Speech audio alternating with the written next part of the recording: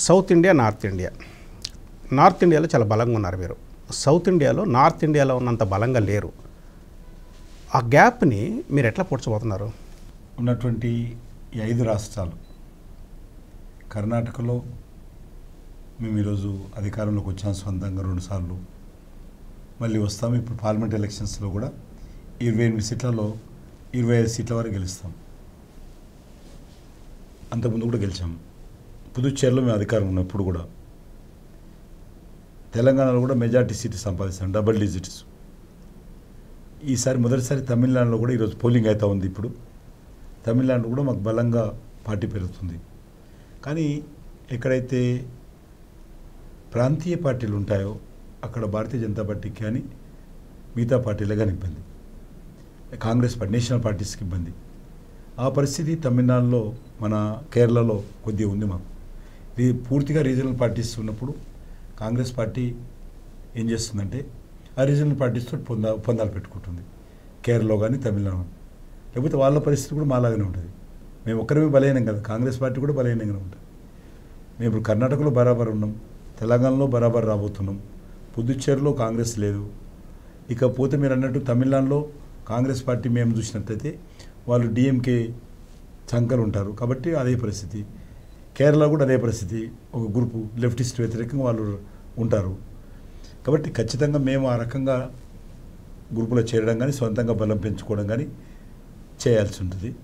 ఆ రకంగా కొంతమేరకు మేము తమిళనాడులో చిన్న చిన్న పార్టీలన్నీ 14 పార్టీలతోటి ఫ్రంట్ పెట్టి పోటీ చేస్తున్నాం. ఇప్పుడు అన్నా డిఎంకే కానీ డిఎంకే కంటే ఎక్కువ గ్రూపులు, పార్టీలు, చిన్న చిన్న పార్టీలు మా దగ్గరికి వచ్చాయి.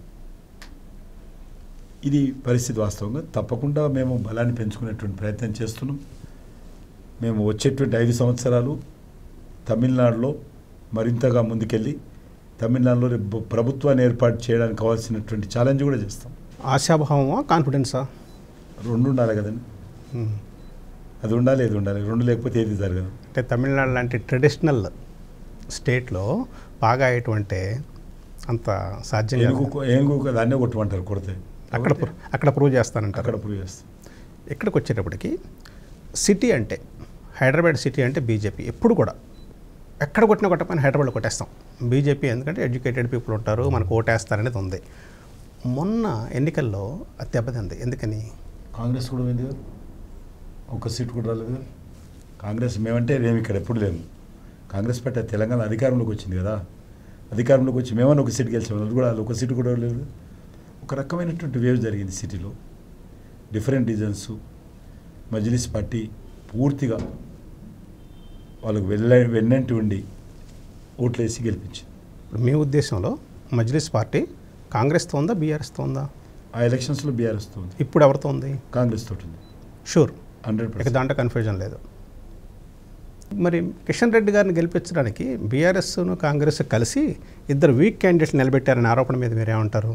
ఎట్లా అనుకుంటారు? ఎమ్మెల్యేలు ఉంటే వీక్ క్యాండిడేట్స్, ఇంకా ఎమ్మెల్యేల కంటే బలమైన ఉంటారు. అంటే కిషన్ రెడ్డి గారికి సరిదూరంలో లేని క్యాండిడేట్ నిలబెట్టారు కాబట్టి కిషన్ రెడ్డి గారు అంటే ప్రేమ, ఈ పార్టీలకు కూడా ప్రేమ కాబట్టి ఆయన గెలిపించడం కోసం వీళ్ళు చేసిన ప్రయత్నం అనే దాని మీద ప్రజల అభిమానం అనుకుంటారు అంతేగాని వీక్ క్యాండిడేట్స్ గారు. వారు 2 ఎమ్మెల్యేలు, సిట్టింగ్ ఎమ్మెల్యేలను పెట్టి ఈరోజు నన్ను ఓడించడం కోసం కుట్ర చేస్తుంటే వీక్ క్యాండిడేట్, అంతకంటే ఎమ్మెల్యేల కంటే బలమైన కింద వాళ్ళు ఇవ్వలేరు. ఏ పార్టీలో కూడా ఆ ఎమ్మెల్యేల కంటే మించి బలమైన వాళ్ళు ఇవ్వలేరు. కాబట్టి వాళ్ళు బలహీనలు అనుకోవడం తప్పు. అంటే కిషన్ రెడ్డి గారు గెలిస్తే డెఫినెట్గా మళ్ళీ కేంద్ర మంత్రి అవుతారు, కేంద్ర మంత్రి అయితే మనకు కావాల్సిన సౌకర్యాలు తెచ్చుకోవచ్చు అని చెప్పేసి రేవంత్ రెడ్డి. అదేవిధంగా కిషన్ రెడ్డి గారు మంత్రి అయిపోయిన తర్వాత మనకి ఇబ్బంది లేకుండా చూసుకోవచ్చు అని కేసీఆర్ గారు అనుకుంటున్నారండి దాని మీద? అసలు వాళ్ళకు మాకు సంబంధం. నేను ప్రధాన ప్రత్యర్థి, నాకు కాంగ్రెస్కు, నాకు దేశవ్యాప్తంగా కాంగ్రెస్ నాకు సంబంధం ఏముంటుంది? కేసీఆర్ ఈరోజు మాకు ఖచ్చితంగా కుటుంబ పాలన మీద పోరాటం చేస్తున్నటువంటి పార్టీ మాది. కాబట్టి కిషన్ రెడ్డి ఇర్రెలవెంట్ ఇక్కడ. పార్టీ నన్ను, పార్టీని వేరు చేసి చూడలేరు ఎవరు కూడా. అందరూ మిమ్మల్ని కావాలనుకుంటున్నారు. అయినా సరే నన్ను, పార్టీని వేడి అంటే మీరు సౌమ్యులు, మీరు ఎవరిని గట్టిగా విమర్శించరు. కిషన్ రెడ్డి గారు ఉంటే అక్కడ మనకి చాలా సేఫ్ అని మిగతా పార్టీలు భావించడం తప్పలేదు కదా? అది అర్థం లేని ప్రశ్నలు అవి.